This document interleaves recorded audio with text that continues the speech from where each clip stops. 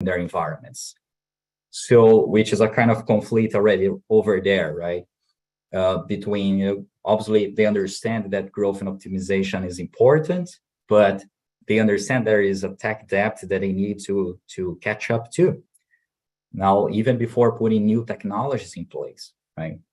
But now, in terms of industries, one thing that we saw quite bullish investments in innovation is on the automotive industry. And whilst talking to some of our beloved clients there, is that, there's a lot of innovation that they're having to put in place, especially in terms of autonomous vehicles, for example, just to mention one, that requires a lot of AI at the edge, for example, right? So it requires a lot of capability to be making sense of all the data, dealing with complex situations right at the edge before, depending on 5G networks, transforming all data, transporting all data, and so forth. So that's a kind of an interesting glimpse that we saw from our study last year that I thought it could be maybe help in this response there. Carmi, your thoughts? Yeah, well, I wanted to give two different examples, and actually I'll come back to the one that Felipe said, but with a little twist. So one of the first projects we did at Hub was related to AI and data security. The AI was used to analyze MRIs and medical data, and obviously the edge was that these machines are not located necessarily in computer rooms, and the data security had to deal with all of the HIPAA related data privacy that goes along with anything related to something medical. So while you wouldn't think that an MRI necessarily would lead itself to be AI and edge and security, it is. The other one is autonomous driving, but I think people should look at, there are two approaches. One of the approaches I'd like people to look at afterwards is a company called WAYVE. Wave is a company that is doing what they call autonomous vehicles version 2. Most of the approaches to autonomous driving is LiDARs, tons of maps, tons of data, back-end analysis, and then shoving data forward to the poor car to help it drive. And Wave is looking at it like AI is human. When I drive, I don't have a map in my head. I might have one on a GPS to tell me where I'm going, but when I control the car, I don't have a map. And I don't have data analysis coming into me. And they actually achieve pretty good results just from taking a perspective that this has to be complete AI. It has to be human learning. And there's an excellent video you can see of them driving, well, sitting in a car, not holding the steering wheel, driving around London, which is not necessarily conducive to it's not easy. It's not a nice, easy training thing for anybody who's driven on the wrong side of the road. Sorry, I'm American. I'm the British side of the road in London in a real life experience. I would say that more and more and more and more and more parts of our life are going to become AI. That's just soon we might not even distinguish between what's AI and what is conventional computing. I think they're going to get merged into each other. And also, I think the edge right now, the only way I can define it inclusively is to say it's not the cloud. Anything else that isn't in a generic cloud is at some sort of edge. Yeah, I think a really good example. Well, you started with that. You started with talking about healthcare. I think AI is a great example for healthcare because in AI and life sciences, huge amounts of medical data, personal information is always being processed. And yeah, it's, as you said, it's MRI. It can be an MRI. It can be anything from hospitals to research labs. Yeah, and just to build on top of that, there are some definitely AI edge that can be used to monitor patients and detect signs of distress, right? So right, in ICUs and so forth. So that's quite an interesting application that we saw as well, and not like Carmen mentioned, not connected necessarily to the cloud, right? It can really identify very subtle signals of distress that a doctor would hardly would pass unnoticed by sometimes. Swami, how do you think Edge AI would help, let's say, the telecom industry? Swami?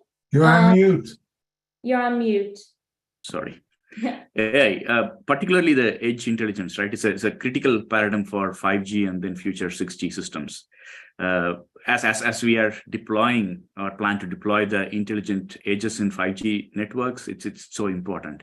And then AI is intended to be incorporated in various network layers, right? So, but for today's discussion, we could mainly focus on the mobile device and then the base station, which is the network edge. So there are two edges, right? When we talk about, there is a user who would be using the mobile.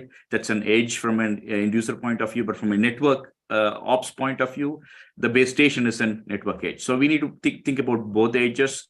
Here, the demand is increasing as a result of use cases driven solutions like, as we have already discussing about autonomous cars and mobile robots, if you see, because they are demanding low latency, high redundancy capabilities, as well as if you see on the industrial and then supply chains, they are seeking more transparency and then resilience in the post-COVID-19 environment. So these are the use cases which we are needing the AI.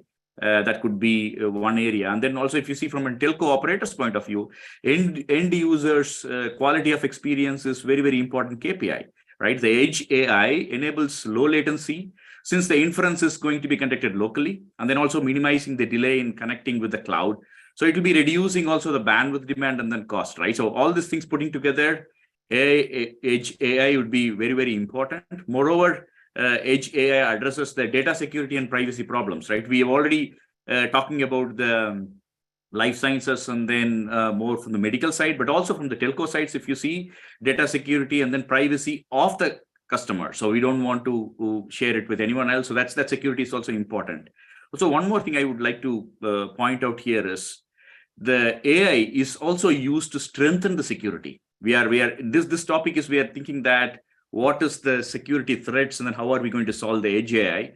But edge AI is also being used or planned to be used to strengthen the security. And for example, right, they'll be identifying the irregularities in the radio communication. That's one of the things which will be very much useful, right? There are other use cases, as we have been seeing from the 6G, if you see, sensing is going to come, and then the autonomous networks where edge AI would be an excellent enabler. Yeah.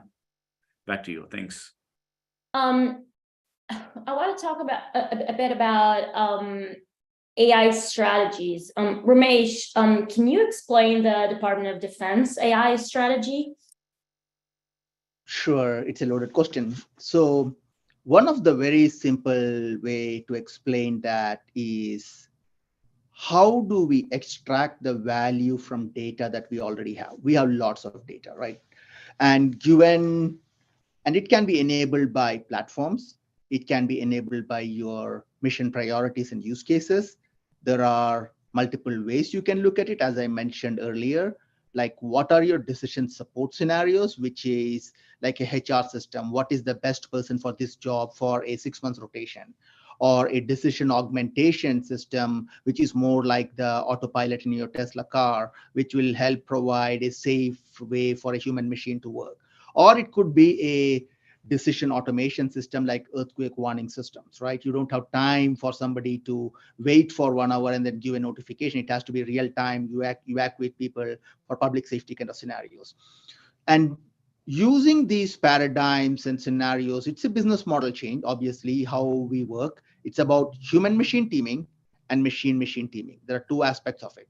So we need to really understand, how do we effectively integrate or effectively partner with these intelligent machines for an explainable and responsible AI, which doesn't go rogue, right? So there are things like technical metrics many people know, like bias and drift and F-scores on a machine learning model, but there are also fundamental discussion on what is the role of a human in the society and what is the role of a machine.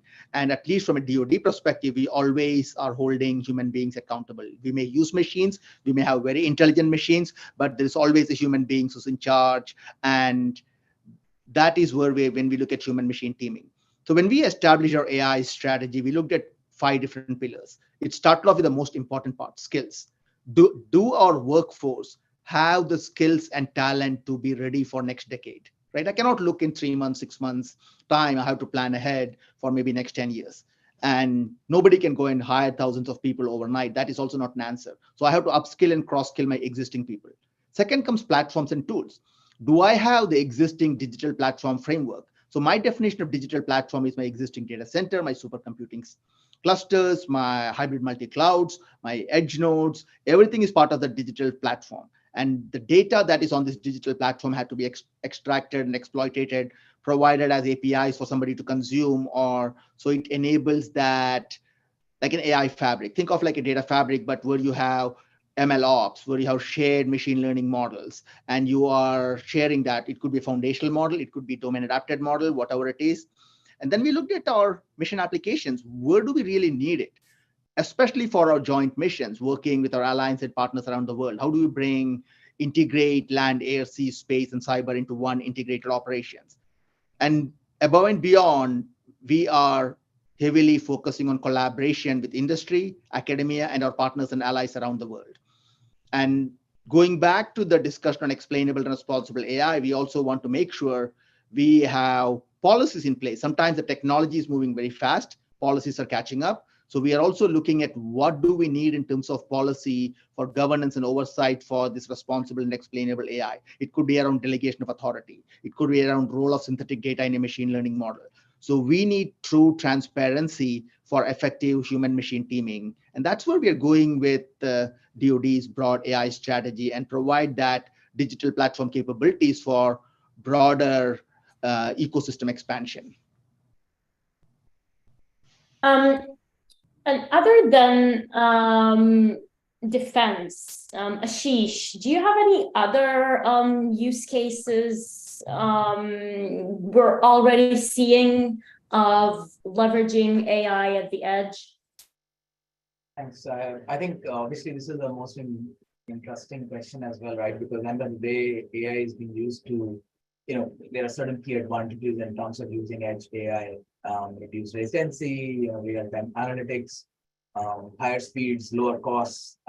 Some of other panelists also already talked about higher operational efficiencies, and sometimes you never know, right? Even improve reliability, because you don't really have, this is like a decentralized model of sorts. You don't need an uplink network or internet at all the time. But in terms of the main use cases, what comes to mind, and I think some of them have been touched upon by other panelists already, obviously is the autonomous vehicles, smart factories, quite a lot, I think, in terms of defect detection, as well as improvement in efficiencies. Healthcare is a big sector. In fact, I was actually reading some reports, and I think the predictions from, and this is from Forbes and Statistica and some of the folks, they said that by 2025, the amount of data that will be analyzed in healthcare for AI-related use cases would be about 10 zettabytes. Now that's like 10 trillion gigabytes of data. So healthcare is going to be a very important use case, but like I think Kami mentioned, you have to be very careful in terms of how you use that data responsibly, like Ramesh even touched upon, that those ethics are very important in that setting. So beyond healthcare, I would say robots. So robotic kind of context, again, a big use case there. 3.5 million robots are already working across the world in 2022. So that's a huge number, and more will grow. And I think obviously from an autonomous vehicles perspective, like I said, that's like, again, there are several use cases that are already being tried in terms of self-driven vehicles and things like that. A lot of use cases there as well. And I think in terms of future use cases, I do foresee a very interesting cocktail that may emerge on AI and quantum. But anyways, that's maybe for some other day. We have a couple questions from our audience. The first one is who are the biggest players today using AI? And this is a really good one. Can someone explain the difference between normal AI and edge AI? Feel free to answer. So I'll try to do not the players. I'll try to do edge AI and normal AI.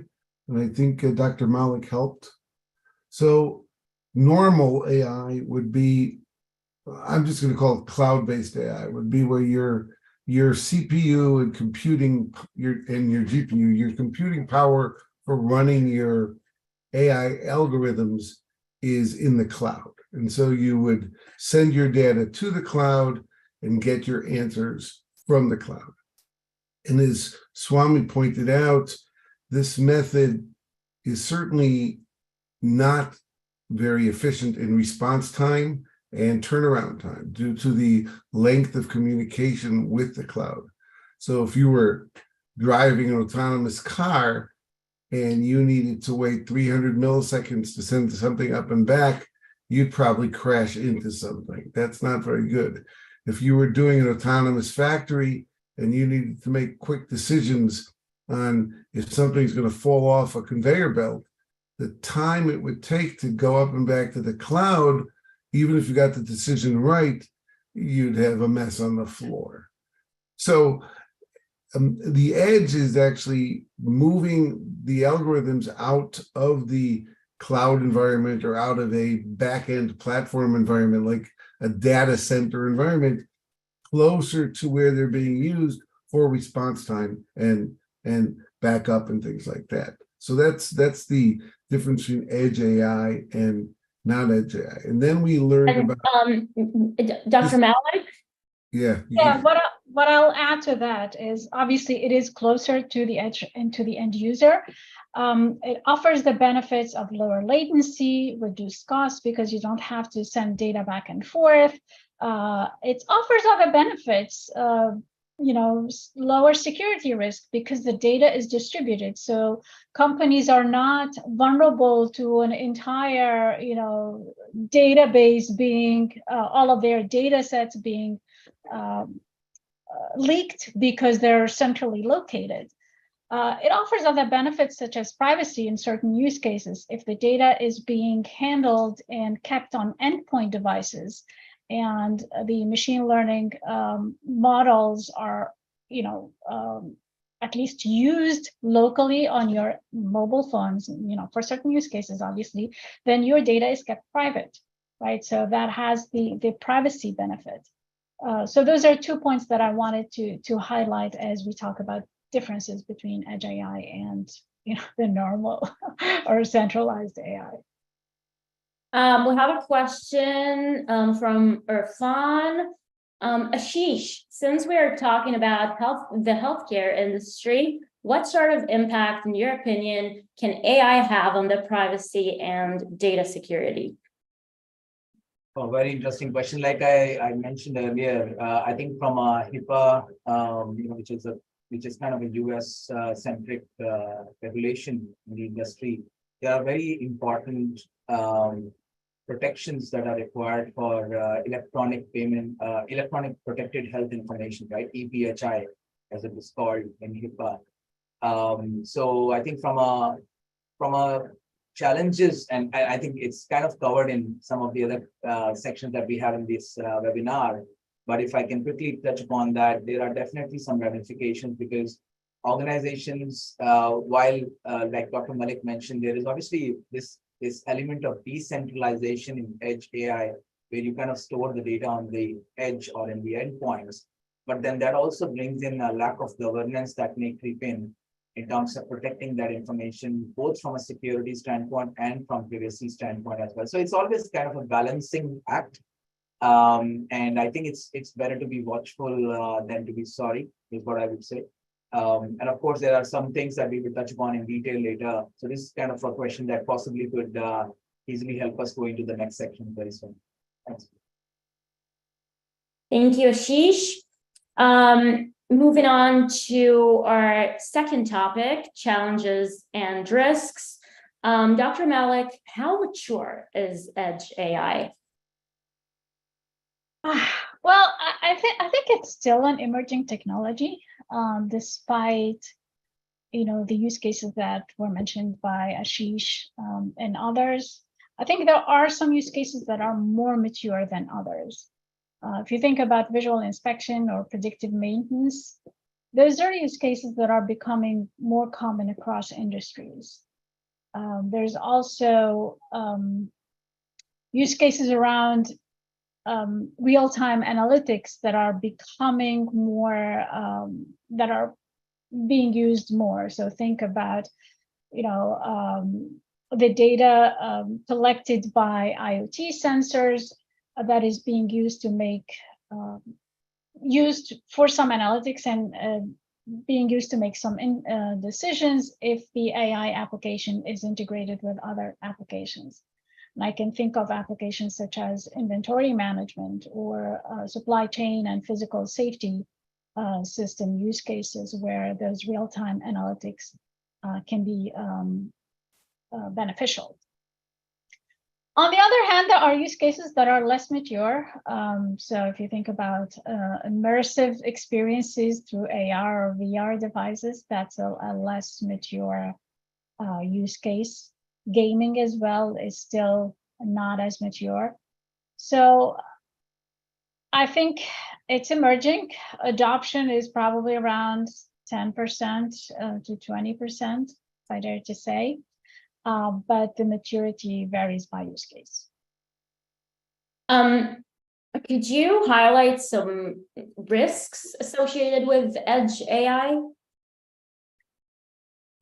Sure.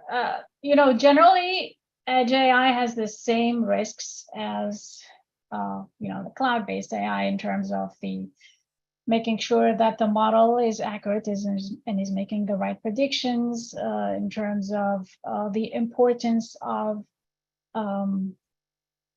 curating a high integrity, high veracity data set in order to prevent any data poisoning types of attacks, any backdoors into the machine learning models. So model accuracy risks, the limited power, limited processing power risks, I think. In some cases, if you don't have enough processing power at the end, you end up with the model not, or the prediction or the action not being taken in a timely manner. The risks of the heterogeneity of the devices that, or the infrastructures that AI models are deployed onto.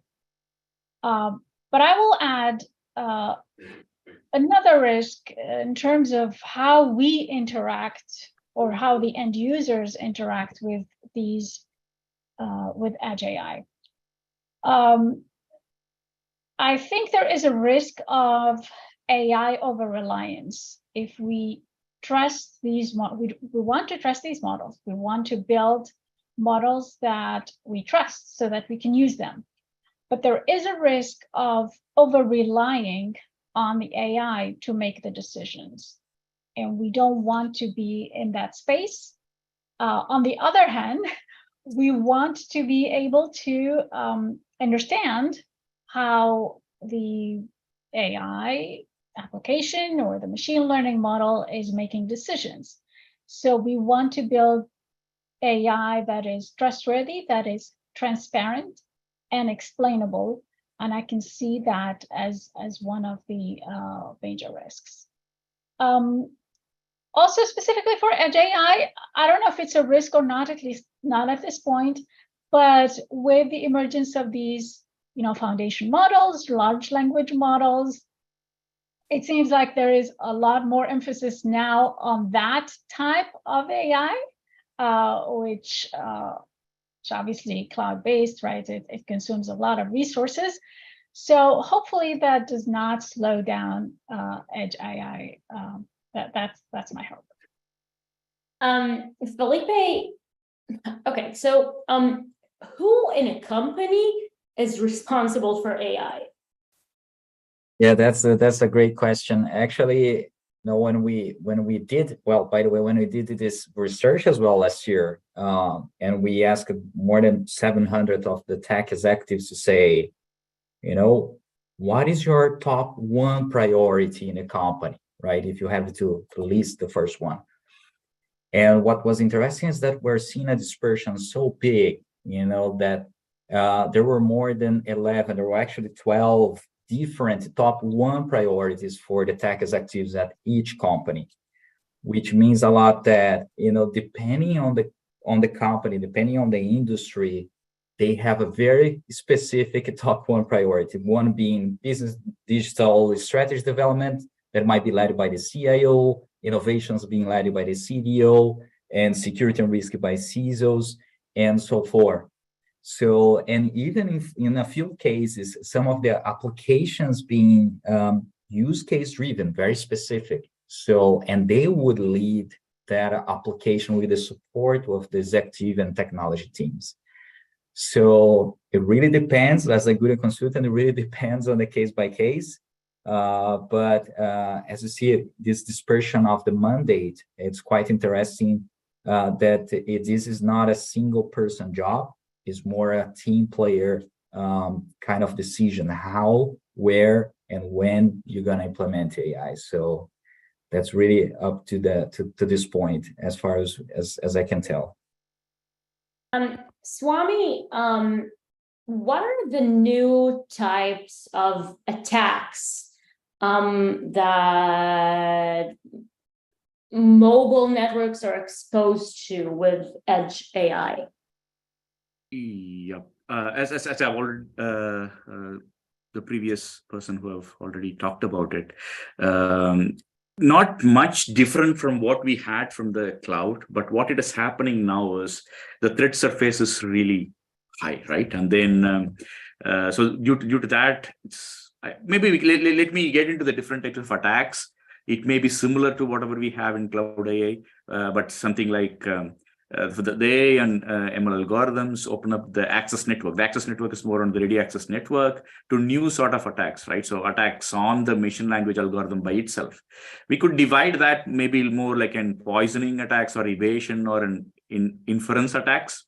So the poisoning attacks, if you see, they try to influence the learning result by changing the data or the learning algorithm during the model training phase itself. Because with the edge AI, what we are trying to do is we are also trying to bring the model training into the edge, right? Not only the inference part, or it is not only the other influencing the model, but also we are creating the model at the edge. So even that the poisoning attacks could happen at the edge. That is one. And then evasion attacks is directed by the inference step. It's based using the testing phase. The attacker attempts to circumvent the model by introducing minor changes to the input value. So he could even influence it, the creation of the model. So that's one. And then the inference attacks, right? So it is also, they could known as an reverse engineering. Basically, they could seek to retrieve the training data or the labels and identify the model architecture by themselves. So it's like a model theft could happen if it is, as it is, it's more the threat surface is higher, that could happen. So when we look into the more from a telco point of view, they were feeling that if it is more in the data center, it is more secure and then they have more control. Now, if they are going to be decentralized, it's really tough to put it behind the closed doors, right? So if it is a base station, it may be even open. If you just see the tower, it is open. So it's more like it is more vulnerable. And then the other one, if we need to see, is more the explainability. We are decentralizing it. So the centralized team is not having control over it. So they don't even know that why that happened like that, right? So that's another explainability part which we need to look into it. These are the areas I would say that it is more from a telco point of view. Yeah, that's thanks for the question. AI could, I'm thinking AI could be abused or misused. Ashish, do you have any key scenarios where AI could be abused or misused? Well, that's a very interesting question. I think Swami touched on some of the risk, and I think Dr. Malik also kind of alluded to some of the inherent vulnerabilities or challenges or risks that exist in edge AI. I mean, from an edge AI application perspective, it's anyway subject to a number of security threats. You know, it could be adversarial attacks, it could be confidentiality issues, it could be data privacy disclosure. In fact, we also recently how one of the most interesting generative AI platform, ChatGPT, had an incident about disclosure of personal data, post which I think, if I'm not wrong, Italy has actually gone ahead to ban ChatGPT at a national level unless they see substantial improvement on its privacy and data protection control. So, you know, it's like this is an evolving field. Specifically to answer your question, I think maybe not specific to edge AI, but AI in general has the potential to be abused. And there are certain ways in which it can happen. One is about, obviously, from an ethical standpoint, I think Mr. Ramesh talked about it in terms of ethics of AI earlier. Surveillance, I think it's the biggest issue where AI can be used to conduct mass surveillance. In fact, this topic was very recently, if I'm not wrong, about a few weeks back, raised by Google's former CEO, Eric Schmidt, where he said, and I quote, those in AI industry have to make sure that the technology doesn't harm, but just help. So there is this very pertinent sort of AI abuse that not just governments, but senior technology executives are fully aware of. That's one. Secondly, from a, like I think Swami mentioned in terms of transfer learning attacks, where a lot of pre-trained models do exist, where all these AI and ML systems are used to leverage them through reinforced or specialized learning. So it's obviously important to kind of have strong anomaly detection to protect.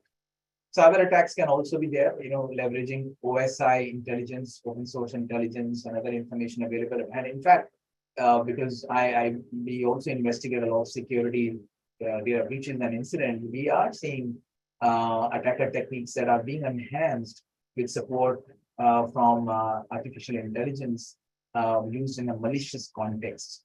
And obviously, from a manipulation and misinformation perspective, we've all seen a lot of hue and cry in terms of how opinions, public opinions have been influenced, and a narrative could be driven with such manipulation and misinformation, sometimes disinformation. And obviously, discrimination is another one where AI could be abused to, by design, discriminate. And if I extrapolate that, you know, it could even lead to some human rights issues as well. We have a question from our audience to Dr. Malik. Can you expand your insights on federated model structures? Sure. So federated learning basically is a machine learning approach where several machine learning models are built locally, right, on local data, whether it be using locally on endpoint devices or on machines at the edge that are closer to the edge with local data. Then they communicate with a central model certain parameters of these local models, right? And the central model aggregates that information without getting access to the local data. So a central model is being trained while all the data that may be sensitive is kept locally and is not shared with anybody. Hopefully that helps. Thank you. Another question from our audience. I see Carmi typing an answer. It's okay. I stopped. No, you can answer. You can answer that question. How will you protect the data on endpoint in a remote traveling environment when you are moving the computer and data processing on the endpoint? If a piece of computer is stolen or misplaced, this would make our data more vulnerable on the endpoint than in a centralized cloud server, because we can remove permissions from a user to stop them from accessing cloud resources. Carmi, you started typing an answer. Yes. Feel free to answer live.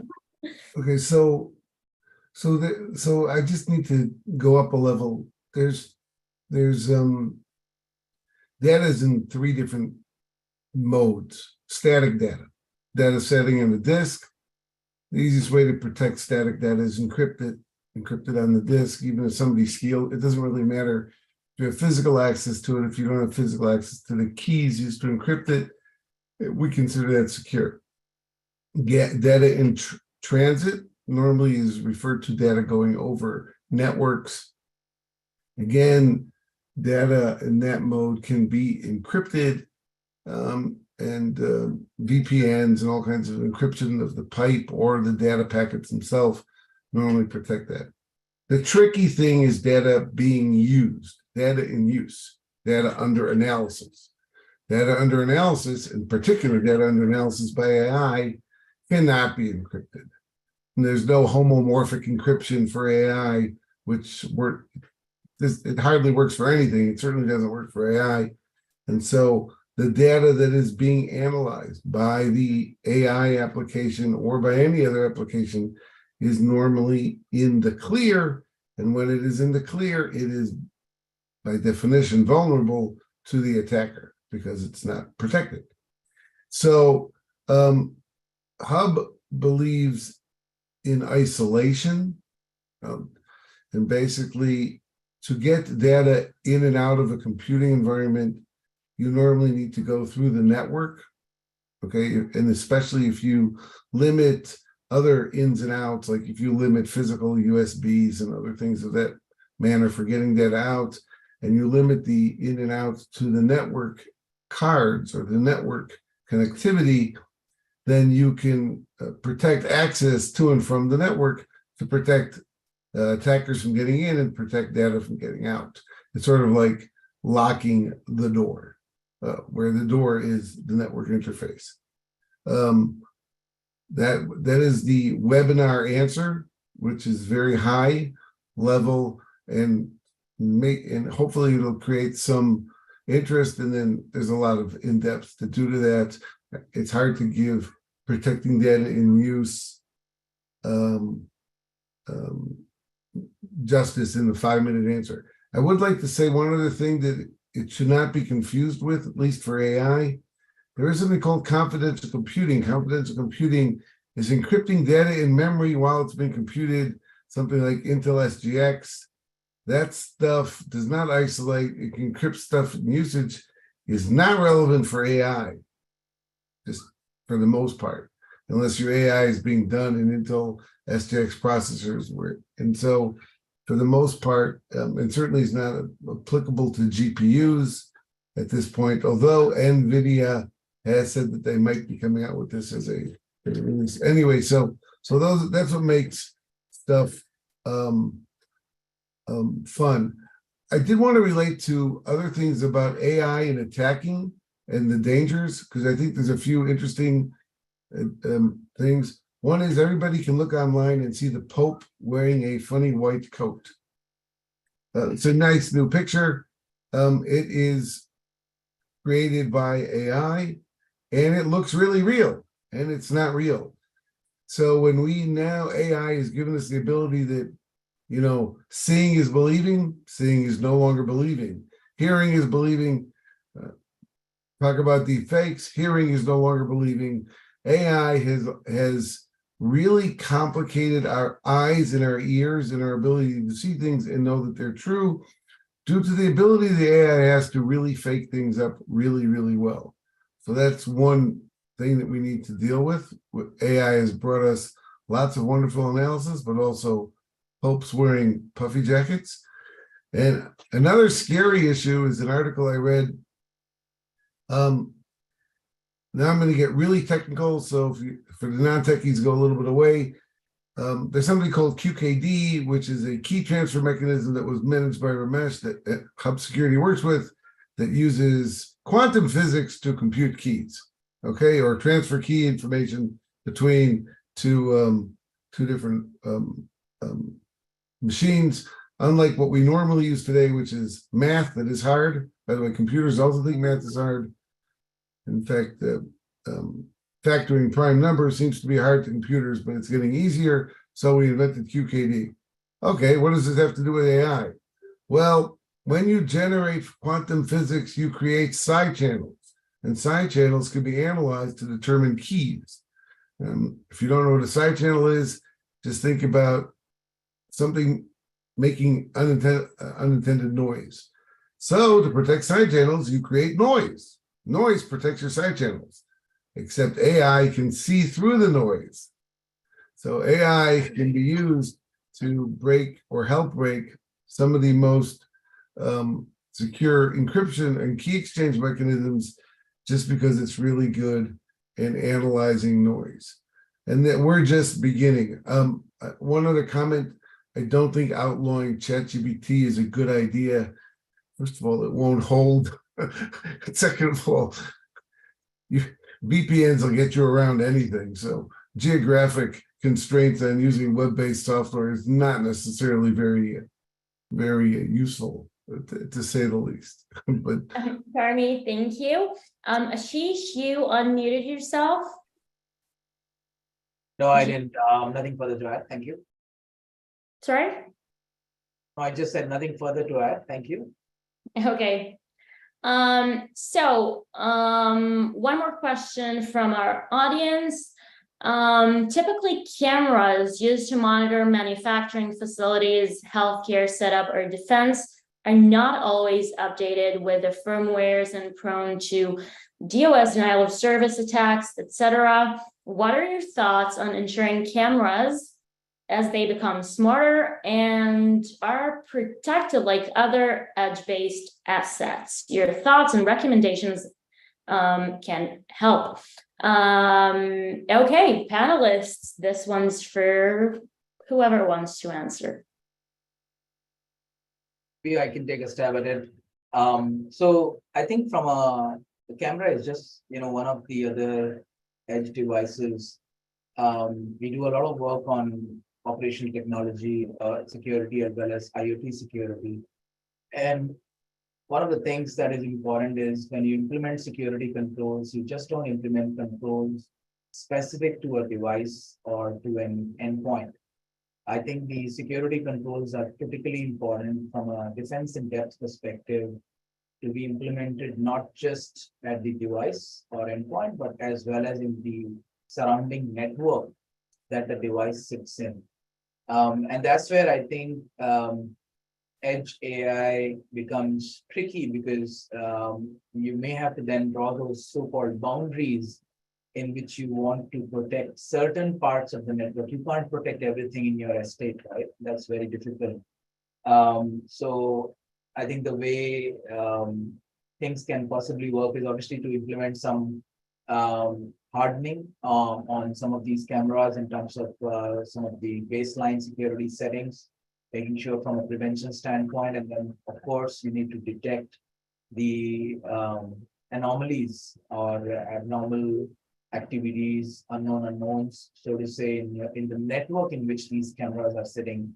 And that's something that, again, technologies are available, because I think prevention is only one part of the story. There is a huge amount of investments and importance of detection response there, I guess. I would say, not an easy answer to give, but within the purview of this webinar, I think that's how I would answer that question. yeah, I just wanted to give a name to what I said. He said you can't protect everything, and he's right. We have a term for that. Today, it's called zero trust. And zero trust is, Ramesh can probably give us all the government regulations related to zero trust, which they are long and in depth and very interesting. And they're based on the fact that that firewalls don't work anymore, and protecting things, cameras are just one issue. And so you have, I can't say better, security in depth, where you create more and more secure areas, and each area protects itself, creating a zero trust environment, meaning it doesn't depend on security for stuff outside its environment. And the smaller the zero trust environment, the more that the stuff inside is secure, just by definition, because there's less stuff getting in. So the long answer to your citywide 10,000 camera thing is, it's really hard to protect 10,000 cameras on poles all over the city. You can try, but it's much better to provide defensive depth to the people that are, to the software and systems analyzing the output of those cameras, and to look for anomalies being generated so you can plug the holes later. Okay, we have a couple questions. Ramesh, the couple questions for you. The first one, how do you ensure verification and validation for explainable and responsible AI? And bear with me, we have a couple more from our audience. So that's a very important part, right? Explainable and responsible AI and V&V is important not only for ensuring we have a closed loop system, because we take some data, ABC, create a model, and that model is used in some application. And when we're using it for inferencing or learning or reasoning, depending on the algorithm, it can become something else. So we need to make sure that the reason why you created a model and how it's being used is always aligned. Now, from a US government perspective, it's much more broader aspects. I believe last year, President Biden passed a regulation or at least a executive order on AI Bill of Rights, where he wants all the AI systems to comply or align with the US Constitution. What does that mean? So we here in Department of Defense created something called responsible AI, where we have V&V and assurance of the system, and it is measurable, it is uniform, and it can be applied consistently across different kinds of technologies and platforms. It cannot be some very narrow what works for LSTM versus GAN. It's not at that level, but at a broader level where we take or requirements. When I say requirements, the non-functional requirements, right? Typically, there is NIST 853 controls for security, right? Where people get an authority to operate their system in federal government. It's similar. NIST has passed a RMS framework, risk management framework for AI, and that's a good starting point for most of the companies. When you create a product, launch into the market, it's good to say that I'm complying with the NIST RMF framework. So that will give some baseline assurance level. But it also is important to understand, how did you train your data? What data set did you use? Did you pull it off some public open source data set and train it and then you're reselling it? There's legal liability aspects of it. What does indemnification and transfer of risk happens, right? Because if you're selling something to me and you don't even know how you created your AI model, there's a problem here, right?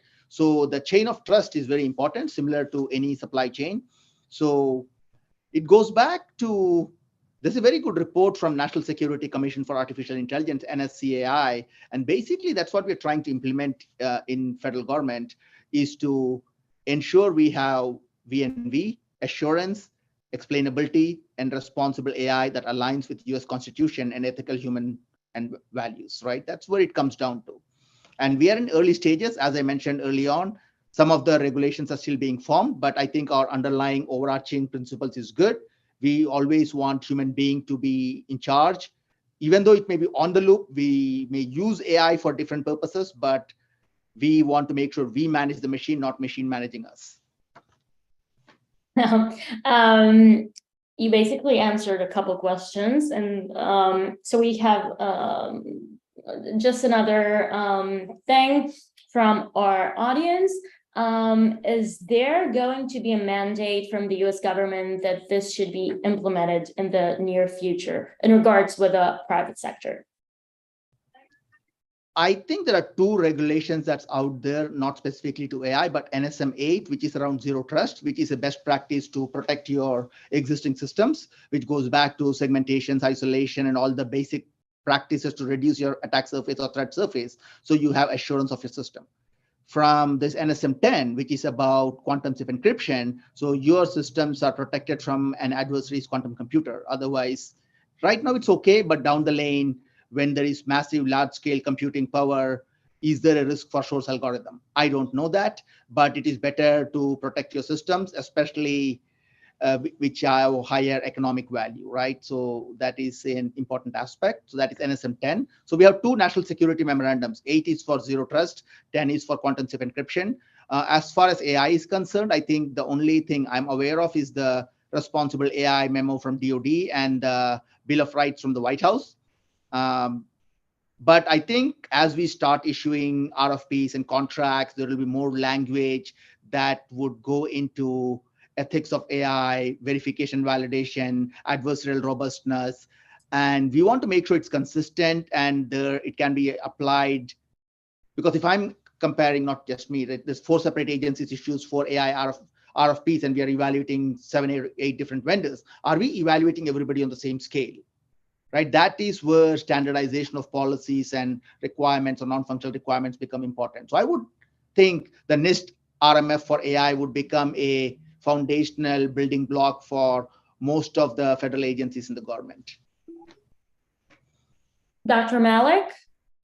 Yeah, I was going to mention that there are a few bills around in Congress around AI, regulating AI, but there is no regulation per se. Okay, moving on to our third topic, solutions and approaches. And I want to ask, I want to stay with you, Dr. Malik. Can you provide recommendations to organizations that are interested in deploying edge AI? Sure. I think if you're interested in deploying edge AI, you want to start with building a core innovation team that looks at the use cases across all of your businesses, identifies the right use cases, and weighs measurable business value, attaches business value to each of those use cases. You want to have that team, once you identify the use cases, you want to have them work with data scientists, with data developers, and security engineers to make sure that whatever prototypes they come up with are secure.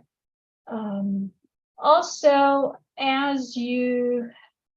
one of the things that I've seen working with my client is that AI in many cases stops at the prototype phase, right? But it never makes it all the way to a fully scalable deployment.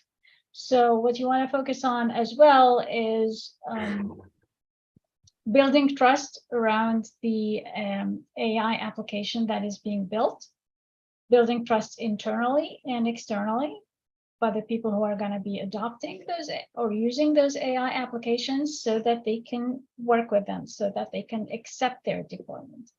And also you want to work on upskilling the people who will be using these AI applications, and perhaps making AI more accessible. Have the citizen AI developer, if you will, so that more and more use cases are discovered, and you can deploy a lot more applications at the edge. But if I cannot emphasize enough the need to build trust into these AI applications and design them in a trustworthy manner from the onset, because that trust is going to be key to adoption. And what we mean by trust, I refer again to the AI risk management framework, which talks about how to build trustworthy AI systems, including the explainability aspects and the security aspects and privacy, etc. Ramesh, you unmuted yourself. Do you have? I just want to emphasize the importance of requirements, right? Because typically any emerging technology starts in a lab and scientists are people creating it, but we need to turn the discussion to a boardroom discussion and say, how does it increase my revenue, profits, and what does it mean to my business model? How does it change my organizational design? What's my go-to-market strategy? And change the discussion to a CEO, because that's when you see the value. And I think because of the knowledge gap, many C-level executives are not there at that level, but it's up to the engineers and scientists to take the technology story and make it to business story, right?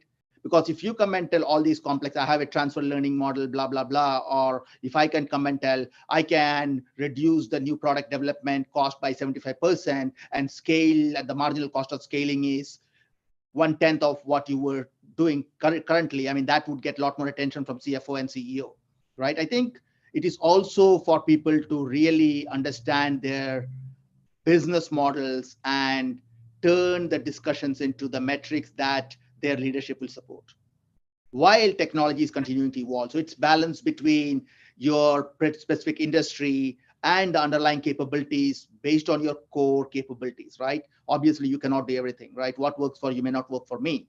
And again, generally large companies who have a lot of data would benefit from AI, whether it is, and you need to understand which business process do I focus on first. Is it going to be IT for things like AI ops to integrate NOC and SOC? Is it going to be finance for certain account receivables, or is it going to be human resources for talent management, attraction and retention, or is it for diversity, equity and inclusion, or to eliminate bias in certain types of scenarios? So I think what the use case is, I don't know, but technology can be used for anything, both good and bad. And this is where it is important to take the discussion a higher level, and CEOs have to embed this into their digital transformation strategies. Felipe, do you have any real world examples, maybe of AI being successfully implemented that might be inspiring for edge AI? Yeah, there are a few examples. I mean, especially for smart cities, which is quite commonly a good scenario where AI, edge AI can be applied, right? Where they can basically analyze the road sign, manage traffic in real time, using a combination of sensor cameras, machine learning algorithms to optimize the traffic and the flow of those cities, for example. This is one, but obviously when you're looking even and trying to combine with sustainability aspects, for example, right? Where Scope 3, big topic, reducing greenhouse emissions, for example. There's a quite interesting case in smart packaging, where AI algorithms at the floor, at the top of the plant, right at the edge of the plant, they will understand the volumes of products being generated, for example, understanding the demands, regardless of what they are and how much they change through the time, in a way that can start ordering packages or ordering proper amount of packages for this specific product. So you don't place orders too much upfront, or eventually sizing it wrongly or estimating it wrongly. So that helps a lot with with the greenhouse footprint of your products through the supply chain on the Scope 3 side, which is where it really generates a lot, right, in the supply chain actually. So just a couple of examples that I could share on top of my head there. Ashish, how can organizations bring real intelligence into protecting artificial intelligence? That's a very good question. We all talk about artificial intelligence, but we sometimes forget the importance of real intelligence. I think Ramesh alluded to it earlier, right? They would always want real human intelligence on top of artificial intelligence. But anyways, specifically addressing the question you asked about how do we protect the security and privacy, I think there are a few controls that come to mind. First and foremost, because we must understand, before I answer this question, we must understand we're talking about decentralized systems. We are talking about systems out in the field, or in homes, or in factories, or in a moving vehicle. So the environment is a bit challenging, right? So one thing that I would say to start with is to implement strong identity and access controls. And I think like Kami mentioned about encryption of data at rest in transit to protect sensitive data. That's first and foremost. In terms of protecting the edge network, so to say, obviously a lot of SASE solutions nowadays are in the market that can really be of great help in leapfrogging the efforts to run a cleaner, if not clean, secured environment from a viewpoint of network security risks. I would also say that ongoing testing and review of security of edge devices and AI models as well to identify and address vulnerabilities that could be design level vulnerabilities. One thing I would definitely say, like I mentioned earlier as well, and I think Kami alluded, kind of expanded that and brought the point of zero trust, is that we must invest heavily in terms of detection and response, not just prevention. And I think because this is a very, how should I say this? This is a very nascent, if not very nascent, I would say relatively newer field. And a lot of vendors, suppliers, manufacturers, service providers are kind of getting into this. I think a very thorough supply chain security program is important. And I would say last but not the least, obviously, like Ramesh mentioned, and I think I love that, you need some level of human oversight to bring that real intelligence on top. So I think, end of the day, AI has obviously, it has what it takes to kind of make a meaningful and long-lasting impact to kind of improve our lives, support digitalization initiatives, give impetus to industrial automation. But obviously, it poses significant risk, like we explained earlier. So I think if we really implement secure by design, privacy by design principles, ensure, like I said, continuous monitoring of AI systems, supply chain security, have a very strong governance framework to address the bias and ethics side of thing as well, I think we can definitely make the best of use of AI. Thank you. Another question, or should I say comment, from our audience. It's more of a general AI question, not specifically edge AI, but it's interesting. People are concerned that they will be replaced by AI. What do you think, panelists? Yes, Carmi. So first of all, I think that in general, Terminator movies don't help, but Hollywood aside, AI is just a tool. Tools are good and tools are bad.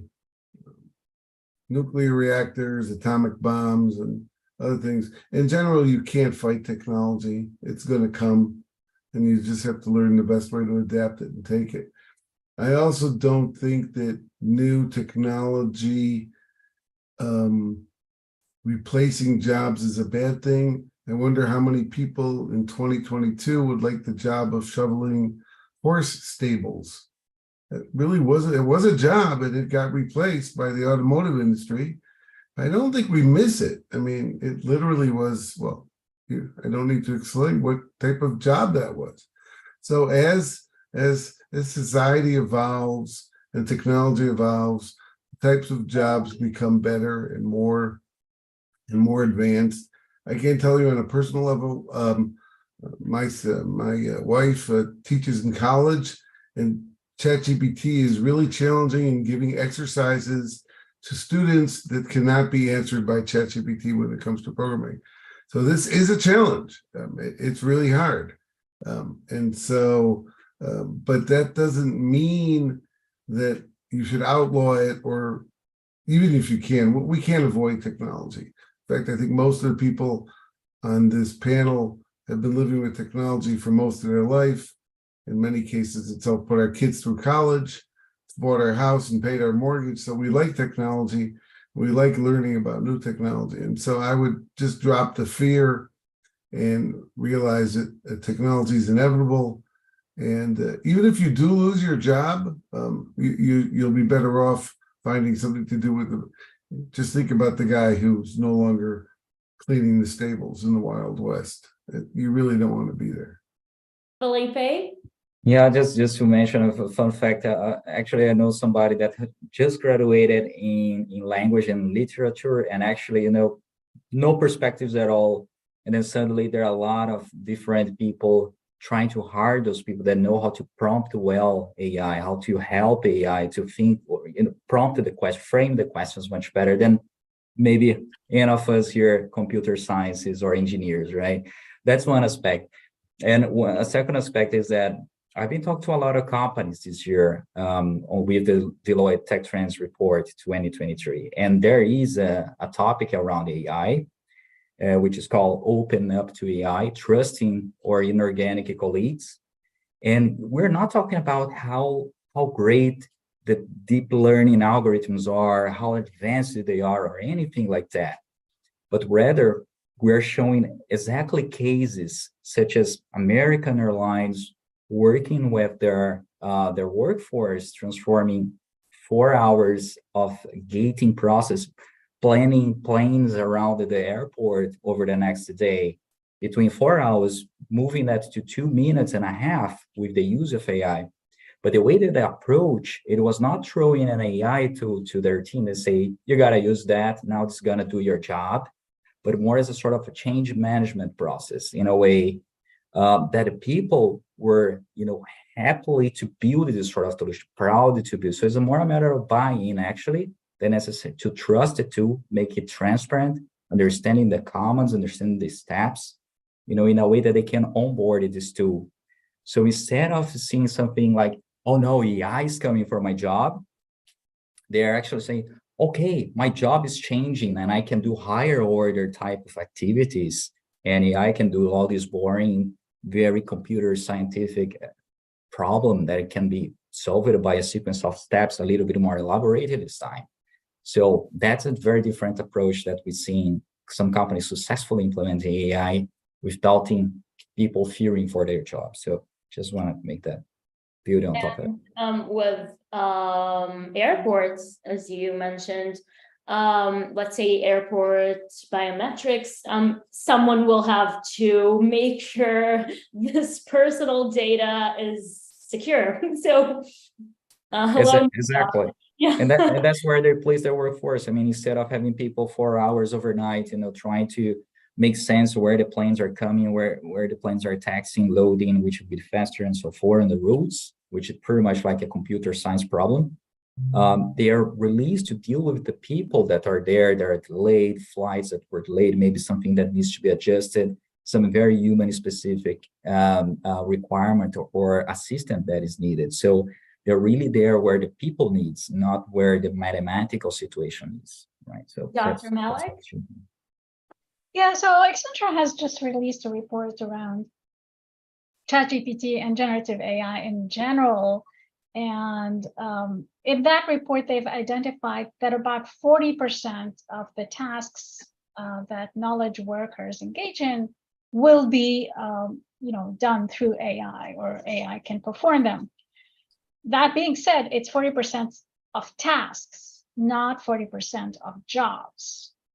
So while there are some jobs where, I think less than 10%, where 90% of the tasks will be completely automated, those are only 10% of the jobs. So most of the jobs, by and large, will be there, but some tasks will be automated. So what I would urge the audience is to think about which tasks you're doing today that can be automated, and embrace AI. Maybe use it to help you do something else that is more rewarding. And as typically people will tell you the radiologists will not go away, but the radiologists that do not use AI will not be there. The ones who will remain are the radiologists who leverage AI to help them make a diagnostic. So I think, I would encourage everyone again to embrace AI, see where it can help you. And it's just another tool. Exactly. Yep. Okay. Swami, regarding new threats, can you elaborate on how standardization forums address this issue? Yeah, it's a very good question, right? So the security standards have been there for years. Okay, there's no change in that. So now what has been changed now is we are getting more AI and ML into that, and then we are just seeing that how the standards are proposing certain measures in order to handle that. For example, right? So if you see HC is having a more group like securing the artificial intelligence, called it as an SAI. They're already working on these aspects And then there have been, this domain will gain more significance with the prevalence of the AI/ML use case in 5G and then 6G. So they've already coming up with best practices which we need to do for the network cybersecurity, which includes, as we have already talked very much on the zero trust approach, and then also the continuous monitoring and then security tests, right? So that needs to be done. I think that also the panelists have been talking about. And then the data protection and then privacy and then defensive mechanisms. They have been talking about and then telling about best practices. To name few, right? The NIST is also having a cybersecurity framework. And then ISO is also having certain standards. In addition to whatever we have talked about, the HIPAA and then privacy rules, there are standards which have been talking about this best practices which we need to use. Yeah. Another question from our audience. Well, would some of the panelists want to share their contact information for initiating offline conversations later? So feel free to write your emails in the chat box. Okay, I see Felipe and Dr. Malik, you also unmuted yourselves. Felipe, connect with me on Dr. Malik? Moran, I just think that the same contact information that was got from Hub Security will be the center for stuff going in and out. So any panelist who wants to be contacted could send the stuff to Moran/Lior, who you know who that is. And any participant, just contact Hub Security and we will distribute out all information of the panelists. I think, Moran, are we coming to the end? Yeah, we still have 5 more minutes. Okay, and sorry. Dr. Malik was about to say something. Well, I was gonna say, feel free to connect with me on LinkedIn if you want to have a conversation. So, Perfect. I just like to say that right now we're at 80 participants. I think the number was really high. We had over 45 questions in the chat. Yeah. I found this to be a very With over, I think we had like 150 attendees, even more. So I'd like to thank all the people who attended. I think that the questions were really good. I really would like to, in the name of Hub Security, thank all of the panelists. I personally learned a lot from the discussion, and I think that your participation was knowledgeable, entertaining at the same time, and that's the most you can ask for. And if and I just want to thank Moran for her ongoing leadership, although you do this with your hands a lot, but that's okay. That's fine. And thank you all for joining and participating. If anybody else has any summary remarks, it'd be great to hear them now. I just appreciate the time and great to be here as well. I appreciate the invitation and happy to connect with the audience further. Yeah, thank you all. Great session. Brian, you're mute. Perfect. So if we don't have any more questions, I would like to thank you everyone for joining us, and a special thank you to our speakers, Karmi Bogat, Ramesh, Dr. Malik, Felipe, Swami, and Ashish. Thank you all so much. We look forward to hosting many more discussions like these in the future. To stay up to date on upcoming webinars, follow Hub Security on LinkedIn. Thank you so much, everyone. See you next time. Thank you all. Thank you, everyone.